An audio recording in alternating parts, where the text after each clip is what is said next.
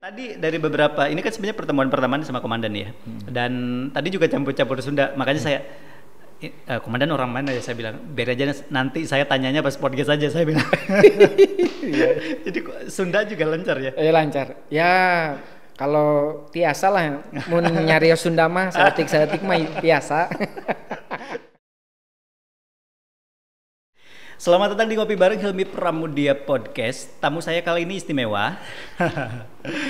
Ya, saya sudah bersama dengan Komandan Lanud Wiryadinata Tasikmalaya, Letkol Penerbang Adi Putra Buana SHM IPOL. Gitu ya. Komandan, apa kabar ya? Alhamdulillah baik. Masalahnya komandannya baru sebulan kali ya. Kalau hitungan kerja betul, saya baru sebulan. Tapi kalau dari serah terima jabatan ya sudah hampir 2 bulan. Hampir 2 bulan. Betul. Oke, dan di Tasik gimana? Betah nggak sebenarnya pas pindah? Cuaca apa gitu? Saya terus terang seperti kembali ke daerah saya sendiri. Meskipun saya itu aslinya bukan dari sini. Oke. Saya asli itu dari Padang. Padang. Betul, saya itu dari Padang. Cuman kalau ditanya SD saya pernah di daerah Jawa Barat. Saya kalau ini ya dari Banjar juga. Oke. Saya pernah orang tua saya kebetulan angkatan darat. Angkatan darat. Jadi pernah berdinas di Banjar menjadi komandan batalion 323. Oke. Ya. Nah, jadi kurang lebih kita ini di daerah Priangan Timur, apalagi di daerah Jawa Barat, ya bisa dibilang tidak awam lah. Orang saya aja lahirnya di Karawang kok. Enggak, masalahnya berarti sudah hasil lagi. Tadi dari beberapa, ini kan sebenarnya pertemuan pertama sama komandan ya. Dan tadi juga campur-campur Sunda, makanya saya komandan orang mana ya, saya bilang biar aja nanti saya tanyanya pas podcast aja, saya bilang. Jadi Sunda juga lancar ya. Lancar. Ya kalau tiasa lah, mau nyari Sunda mah seetik mah tiasa. Jadi kalau komandan sebenarnya enjoy aja ya, pas datang ke Tasik. Betul. Apalagi begitu saya kan suka makanan bakso khususnya. Oh iya. Kan kalau di daerah Jawa Timur atau Jawa Tengah kan baksonya paling cuma bakso, bakwan, selesai ya. Makanan yang paling favorit di bakso itu ada salah satunya toge. Nah, toge sayur. Nah, mun aya eta yang geus we. Keren. Kalau ya biasanya kan kalau Tasik itu memang surganya kuliner bakso dan betul. Setiap sudut itu pasti bakso kan. Iya, makanya itu. Jadi pas datang ke sini yang pertama itu baksonya. Pasti baksonya dulu. Cuman yang saya heran tuh katanya di sini tuh terkenal ada apa ya? Apa? Bubur. Nah, soalnya kan biasanya kalau bubur itu kan kalau di Jawa Tengah atau di Jawa Timur, bubur itu adalah makanan orang yang sakit. Iya. Kalau tidak ya makanan orang paling kayak orang mau olahraga pagi hari, nah itu udah selesai. Itu nggak ada bubur. Tapi di sini tuh ada bubur sampai malam. Iya. Nah itu benar. Itu yang saya bingung. Di Tasik itu bubur ayam itu sama. Bubur bakso, bubur ayam itu mungkin kedua karena di mana-mana. Karena mau sarapan, makan siang pun ada, makan sore pun bisa, malam sampai dini hari pun ada. Betul itu makanya saya. Itulah. Ini berpengaruh nggak sih sebenarnya kalau misalnya komandan kan pastilah melanglang buana tugas ke sini, bahkan kemana-mana. Kayak itu suka ada kendala nggak sih dan di kultur? Jadi begini, kebetulan kan saya seorang penerbang. Kalau penerbang itu kita di TNI AU itu lebih ke arah profesi, jadi keahlian. Jadi penerbang kayak saya nih aslinya saya adalah penerbang helikopter. Saya dari Subang, Kalijati Subang. Saya berdinas di sana selama 8 tahun kurang lebih dari tahun 2004 sampai dengan saya terakhir 2013. Setelah itu saya baru pindah ke Jogja. Jadi kalau untuk pengalaman saya pindah-pindah tempat tidak relatif masih sedikit. Tetapi pengalaman saya bertugas saya sudah luar biasa banyak. Contoh, saya kan karena saya orang helikopter, di situ ada standby SAR. Ada bantuan. Dibutuhkan bantuan bencana alam. Nah, ada standby misalkan PON. Nah, saya pernah juga melaksanakan. Paling jauh saya melaksanakan stand besar itu ke Kalimantan. Karena pesawat saya ini adalah pesawat kecil. Pesawat single engine di mana dia terbangnya sangat terbatas untuk pergerakannya. Jelajahnya dia bisa jauh, tetapi ada persyaratan khusus di mana kalau kita mau terbang jarak jauh itu kita harus punya radar cuaca. Nah, pesawat ini tuh belum ada radar cuacanya. Nah, itu adalah suatu keunikan atau bisa dibilang apa ya? Mungkin suatu kenekatan ya. Iya, karena kan tanpa radar itu kan kita tidak tahu namanya kita nyebrang laut yang begitu jauh kan.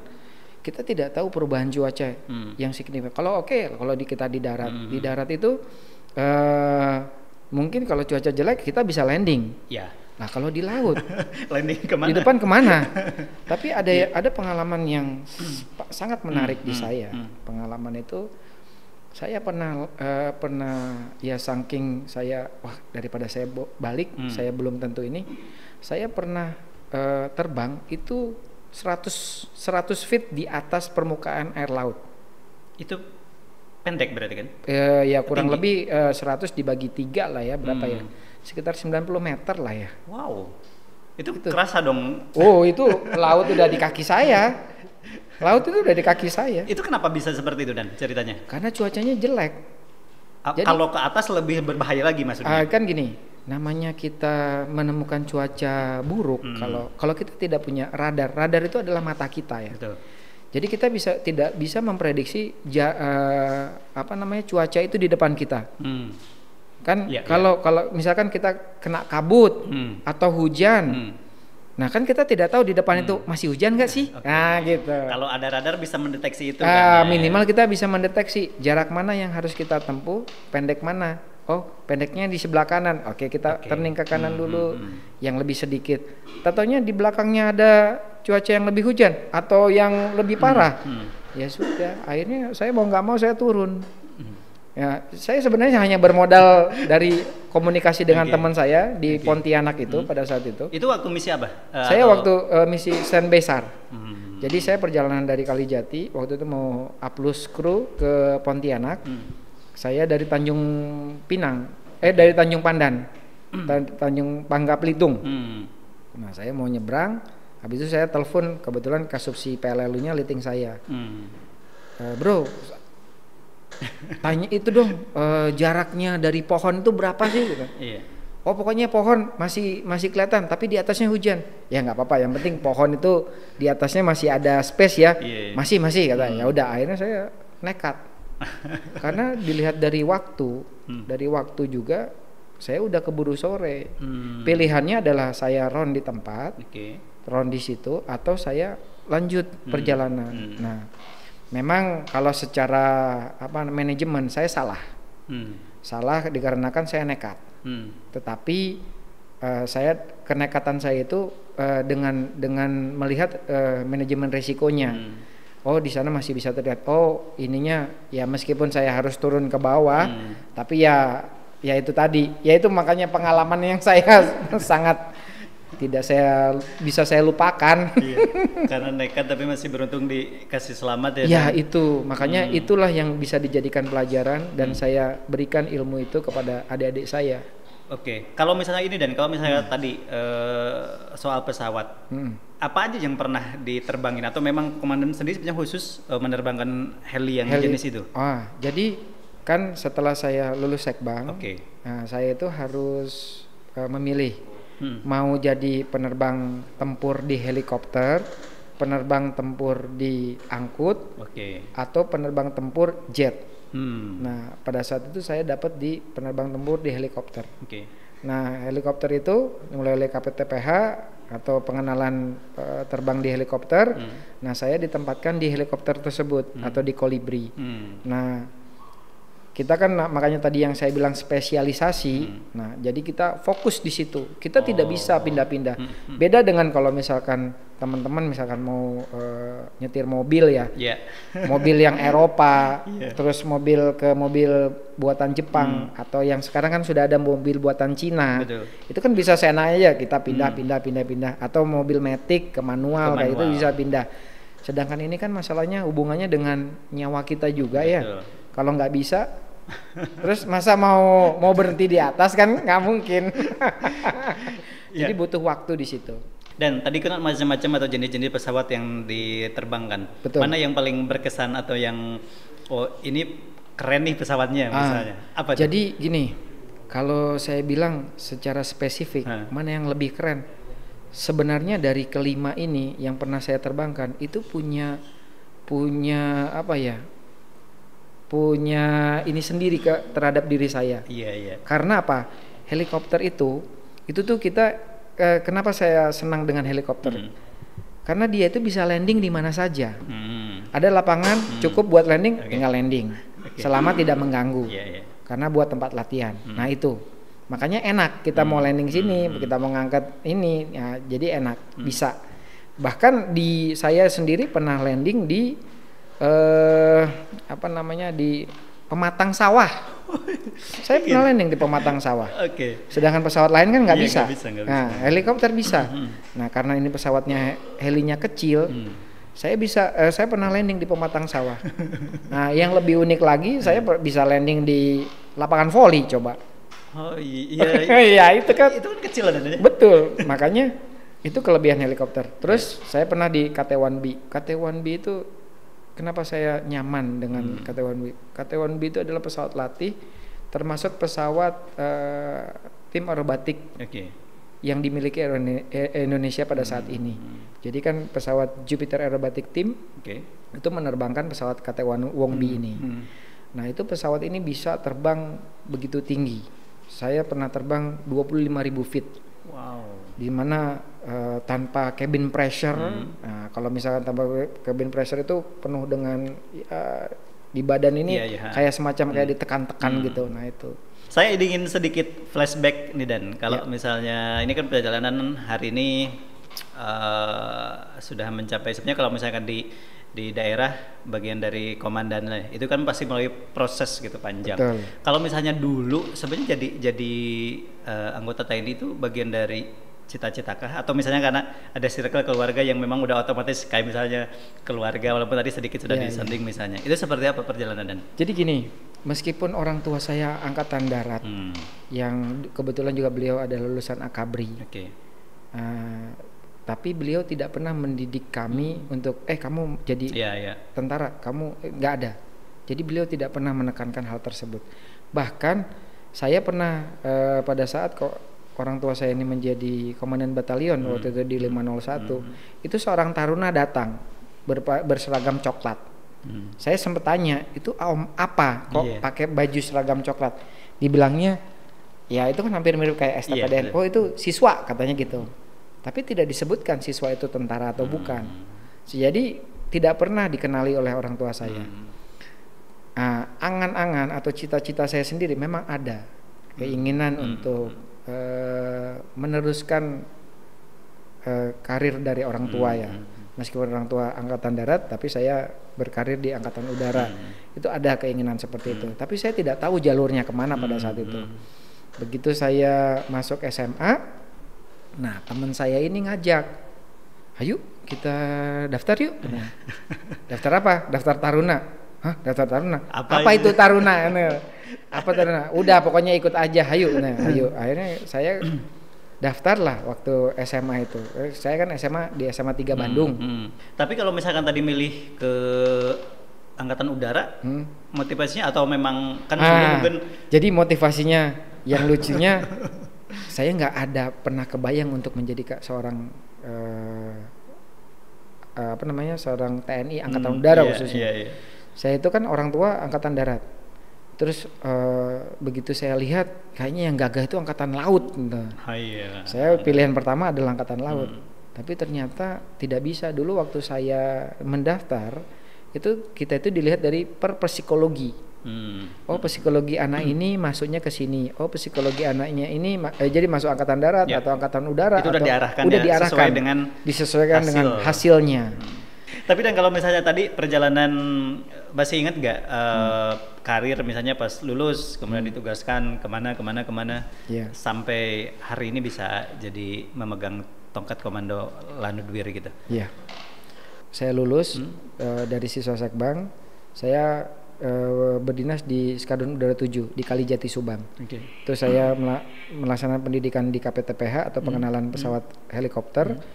Nah, setelah itu saya mendapatkan jabatan menjadi seorang perwira penerbang di sana, di Skadron 7 juga, menggunakan pesawat Bell 47G Soloy, di mana pesawat Bell 47G Soloy adalah buatan Amerika yang dibuat tahun kalau tidak salah 1800 sekian.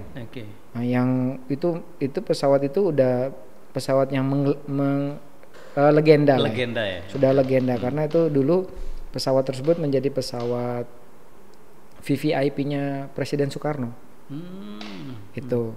Nah, cuman dulu bedanya dulu piston, sekarang jadi turbo, itu aja. Terus yang kedua, saya berdinas ya di situ saya berdinas menjadi Kasubsi Albangnaf tapi selama itu saya di Skadron 7 lah.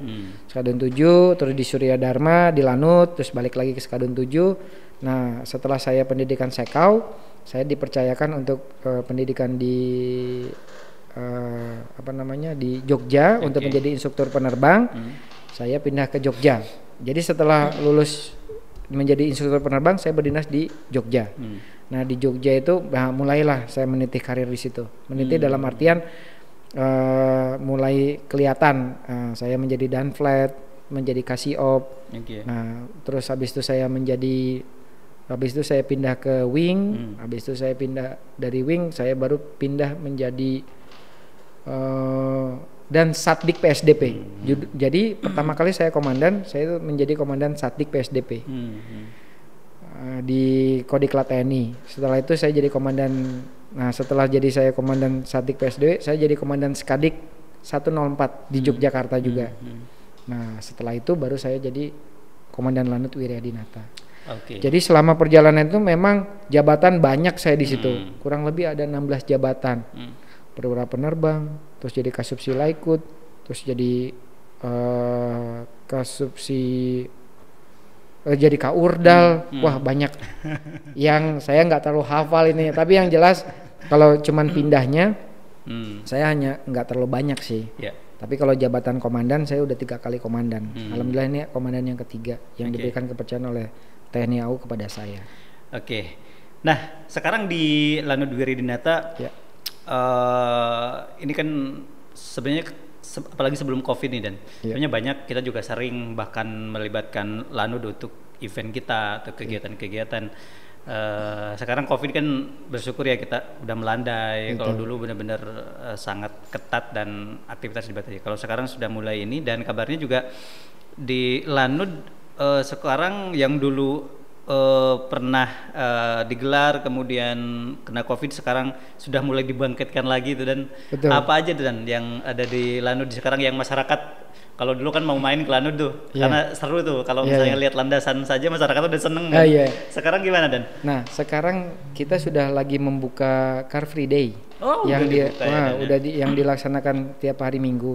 Tetapi di Car Free Day ini juga kita mengedukasi namanya protokol kesehatan, bagaimana protokol kesehatan, bagaimana kita juga vaksin kan yang masih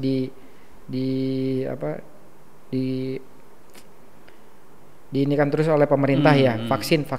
Nah, itu juga terus abis itu ada senam juga kita. Jadi meskipun terus ada juga di sana kegiatan bazarnya juga, terus ada juga PPDB. Kebetulan kan kita punya sekolah angkasa mulai dari TK, TK kita ada TK di Langansari, ada TK di kota juga, ada SMK.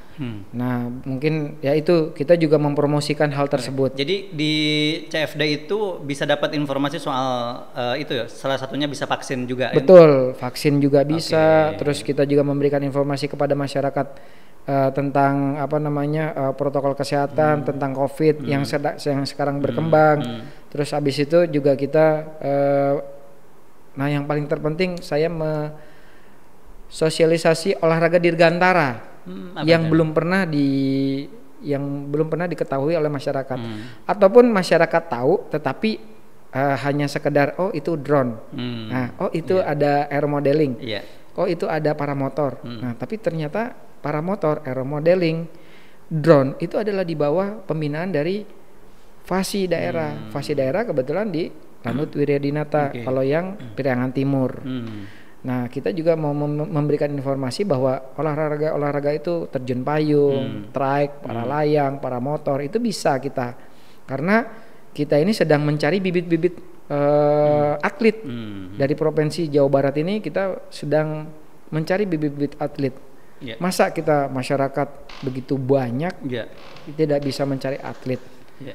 Jadi nggak usah. Jadi sebenarnya dengan mempromosikan itu, memberitahukan seperti itu, jadi masyarakat tidak usah takut bahwa wah olahraga dirgantara itu mahal. Iya memang mahal. Tetapi ada cara-caranya. Kita butuh konsentrasi khusus di situ. Mungkin kita juga kan bisa dibantu oleh pemerintahan daerah, pemerintahan kota, ataupun dari provinsi sendiri untuk menjadikan mereka menjadi seorang atlet. Makanya salah satunya ya saya juga mau mengembangkan itu dan mau menyampaikan pada masyarakat bahwa olahraga ini adalah olahraga kita bersama. Kenapa nggak kita menikmati bareng-bareng? Toh juga TNI AU ini adalah milik rakyat. Kenapa bapak-bapak dan ibu-ibu atau ada adik-adik sekalian, kenapa nggak masuk? Silakan aja masuk. Tetapi ada kaedah-kaedahnya di situ. Ada aturannya. Jadi sekarang memang aktivitas kegiatan-kegiatan yang itu sudah mulai bergeliat ya Dan ya. Kayak misalnya tadi kan sebenarnya kalau itu ada komunitas aeromodeling juga misalnya itu sudah mulai beraktivitas sudah beraktivitas kembali. Apalagi kan kita juga mau kan di sini itu kan aerowisata belum ada. Makanya kita juga mau menyampaikan bahwa ini bisa menjadi potensi aerowisata. Menggunakan apa? Para motor yang bisa kita gunakan. Kalau tidak trike juga bisa kita gunakan. Landasannya ada, kaedahnya, tata caranya ada, itu yang harus kita sampaikan. Jadi jangan hanya balon udara yang dilepas begitu saja tanpa terkendali. Itu justru yang bisa membahayakan. Betul, membahayakan bagi kita yang sebagai penerbang, membahayakan bagi masyarakat yang juga pengguna. Contoh kayak drone atau atlet paramotor sendiri, kalau nabrak kan lumayan. Iya betul. Kayak drone aja kan sebenarnya ada aturan-aturan itu. Betul nah di komunitas ketika memang salah satu olahraga kedirgantara itu juga bisa diedukasi mungkin ya. Iya betul. Betul. Makanya ada sertifikat juga kalau nggak salah. Ada sertifikatnya. Jadi kalau misalkan nanti teman-teman drone ini banyak, kan kita harus bisa sertifikasi. Dengan kita bisa mendatangkan orang ahlinya, ada pelajaran di situ. Ya udah tinggal kita panggil. Dari pusat pun, dari Kapus Potdirga pun sangat mendukung hal tersebut. Makanya sekarang ini kan di darat ini kan sudah sudah padat ya, crowded. Betul. Kenapa nggak kita menggunakan wahana udara? Sekarang sudah kita harus transportasi ya pindah ke udara sekarang. Kalau misalnya mau tahu informasinya bisa datang juga sekalian ke CFD gitu sambil olahraga sampai kulineran. Betul. Sama ini kan di kita ini ada pendaftaran Bintara Tamtama yang dimana masyarakat luas itu belum tahu Bintara Tamtama. Mungkin dia sudah tahu Bintara Tamtama. Oh, saya mau tergabung di sana sebagai perwira di sana. Tapi saya tidak tahu bagaimana caranya. Kan ada keterbatasan di situ. Nah, kita juga membuka peluang di sana. Apalagi adik-adik yang di sekolah angkasa, saya bersama ketua yayasan kita berkolaborasi. Kita juga yang sekolah di SMK sekolah angkasa, SMA angkasa itu bisa menjadi prioritas, prioritas yang nantinya masuk ke Bintara Tamtama Angkatan Udara. Iya benar. Tetapi jaminan itu yang sudah saya berikan tidak serta-merta dia bisa masuk begitu saja, ya terutama ya butuh dukungan juga. Betul. Pertama dukungan dari orang tuanya. Gimana cara mendukungnya? Ya dikasih support anaknya. Ya kita mengadakan pelatihan seminggu ada 3 kali kita melatih ada ekstrakurikuler di situ. Melatih jasmaninya, psikologinya, betul, kesehatannya dicek juga. Nah itu. Tapi ini Dan, walaupun mungkin ini agak sedikit ada lebih eratnya ke kewenangan daerah. Bandara itu kabarnya? Iya, bandara ini ngomong-ngomong masalah bandara, saya sudah koordinasi. Dan saya juga akan membuka bandara ini untuk umum juga, komersil. Ya. Mudah-mudahan dengan saya juga sudah menyondingkan kepada pemerintahan kota, pemerintahan daerah. Saya memang belum menyampaikan ke pemerintahan provinsi. Mudah-mudahan dengan ini kan kita kan butuh transportasi cepat ya. Pengusaha atau ekonomi sedang mau berkembang. Jadi difasilitasi. Kami sudah memfasilitasi, udah melengkapi. Runway sudah ready. Terus fasilitas tower sudah ready. Safety security juga sudah oke. Pemadam kebakaran sudah oke. Jadi rencana besok ini ada dalam waktu dekat ini sudah ada maskapai yang mau masuk. Meskipun itu masih tarik ulur. Dikarenakan apa?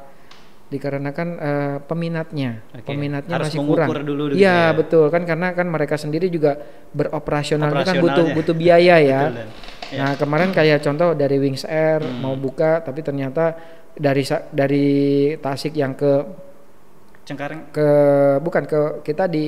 kita itu kalau ke Jakarta hanya bisa ke Pondok Cabe dan Halim. Nah, Halim ini kan sedang diperbaiki. Kemungkinan nanti bulan Juli sudah buka Halim. Nah, nanti kalau Halim sudah buka, mudah-mudahan ini bisa buka lagi Citylink, Wings Air. Susi katanya? Nah, Susi Air itu rencana mau ke Pondok Cabe. Tetapi kan isinya 12 orang. Nah, ada orang yang berani, ada orang yang tidak. Tapi sebenarnya kalau kita ikut penerbangan atau kita terbang, ada jaminan sebenarnya. Jaminannya satu, pilotnya juga nggak mau mati. Coba, iya kan? Kecuali kalau pilot itu pengen ini itu harus dipertanyakan kembali, karena gini, untuk menjadi seorang pilot itu kita harus setiap tahunnya kita dicek kesehatannya, mulai dari psikologinya, kejiwaannya, bahkan kesehatannya. Jadi ya nggak usah khawatir teman-teman yang mau ikut di sebuah penerbangan, itu insya Allah semuanya ini harus terpenuhi, baru dia akan mendapatkan SIM atau layak dia terbang. Iya. Kemudian yang saya dengar juga kalau transportasi udara itu paling aman di dunia. Dari 1,2 kali penerbangan potensi kecelakaannya hanya 1. Bener gak sih? Betul sekali. Enggak. Jadi gini. Betul. Tapi kadang-kadang orang bingung. Kenapa kok ada kenapa aman? Pesawat itu aman? Karena gini. Jadi pesawat itu kan ada jalannya. Iya. Betul ya? Jalan. Tapi orang tidak tahu. Nggak kelihatan. Nggak kelihatan jalan. Nah, jalan itu dilihat dari ketinggian.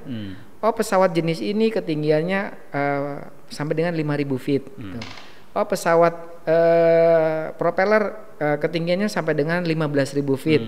Pesawat Boeing itu ketinggiannya sampai dengan 30.000 feet. Nah, itu sudah dibagi-bagi. Jadi antar transportasi itu tidak mungkin akan ketemu di dalam satu jalur yang sama. Betul. Makanya itulah safety-nya. Makanya disebut pesawat paling aman. Nah, kritikalnya di mana? Kritikalnya itu pada saat take off dan landing. Itu saja. Tapi kalau sudah dia udah di atas, insya Allah aman. Nah, beda dengan di darat. Kalau di darat itu sebenarnya kalau dalam persen itu 1/1000% itu kecelakaan mudah terjadi. Karena apa? Jalannya sama, isinya ribuan, motor, sepeda, pejalan kaki, mobil, truk, bus, tuplek di situ semua. Jadi satu. Ini ada sedikit ini, dan kalau misalnya saya ngomongin dari kacamata sepenggal komandan terkait dengan alutsista lah, sedikit tentang alutsista angkatan udara, misalnya Indonesia. Itu dengan negara-negara lain seperti apa sih kekuatan kita gitu? Kekuatan kita sebenarnya sudah bisa mengimbangi. Tetapi meskipun alutsista ini sudah bisa mengimbangi, yang paling terpenting adalah siapa yang dibalik alutsista tersebut. Nah, di prinsipnya di kita itu kita menyiapkan siapa orang yang di belakang, SDM-nya. Nah, SDM ini yang sangat mahal harganya. Dan kita tidak tahu potensi itu. Nah, itu yang kita rahasiakan. Jadi kemampuan mungkin Kang Hilmi dengan kemampuan saya kan pasti akan berbeda dalam menerbangkan suatu pesawat. Kalau pesawat dimanapun yang namanya F-16, ya bentuknya seperti itu, kecepatannya seperti itu, terus persenjataannya seperti itu. Tapi yang siapa behind the, ya ibaratnya behind the gun-nya itu betul, siapa? Betul. Itu yang memegang kendalinya. Nah, itu secara logika memang betul, dan secanggih apapun pesawatnya, kalau SDM-nya tidak mumpuni ya nggak akan ini. Jadi yang kita persiapkan sebenarnya adalah SDM-nya sendiri. Ya memang kita pada saat ini kita masih ada keterbatasan. Betul. Tapi dengan keterbatasan itu akhirnya menumbuhkan dari kreativitas.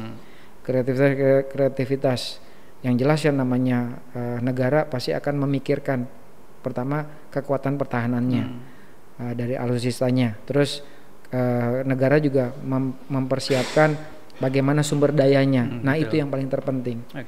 Jadi yang lebih diinikan ini adalah sumber dayanya atau SDM-nya ini, betul. Mulai dari pendidikannya. Karena banyak yang kita dilatih sampai keluar ataupun di dalam diberikan pendidikan khusus itu banyak. Baik, Dan di Lanut Wiryadinata kira-kira apa nih Dan program yang akan dilaksanakan selama komandan di sini? Kemudian apakah tadi yang sering biar Lanut itu tidak terkesan eksklusif di masyarakat gitu, melalui program kira-kira apa nih Komandan? Nah, salah satunya program saya begitu saya masuk di sini adalah saya ingin mendekatkan diri kepada masyarakat dengan olahraga dirgantara tersebut. Siap. Atau kalau tidak dengan pramuka saka dirgantara. Jadi kita ini punya pramuka, di mana pramuka ini tapi belum belum digali secara ini, karena kan pramuka ini sebenarnya potensinya banyak. Dan dia untuk menjadi seorang pramuka itu kan ada kekhususan di situ ya, ada keahlian khusus di situ. Karena dia kan ada kecakapan.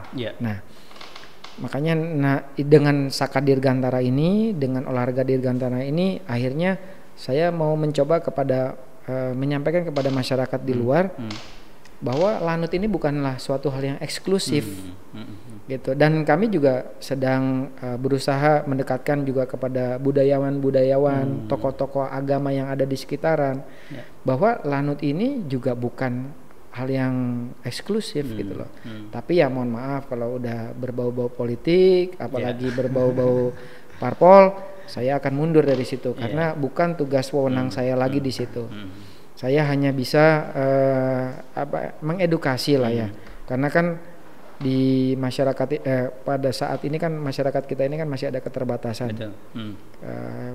Keterbatasan pendidikan yang maksudnya kan pasti ada perbedaan pendidikan. Mungkin kan rata-rata kalau tidak salah tidak semuanya juga bisa lulus SMA, tidak semua lulus SMP. Nah, yang hal tersebut, makanya kita harus bisa mengedukasi. Ya tugasnya itu adalah ya kita rata-rata TNI Polri inilah salah satunya. Baik, sampai di sini perjumpaan kita di Ngopi Bareng Hilmi Pramudara Podcast. Terima kasih atas waktu dan kesempatannya. Mohon maaf bila ada salah-salah kata. Assalamualaikum warahmatullahi wabarakatuh.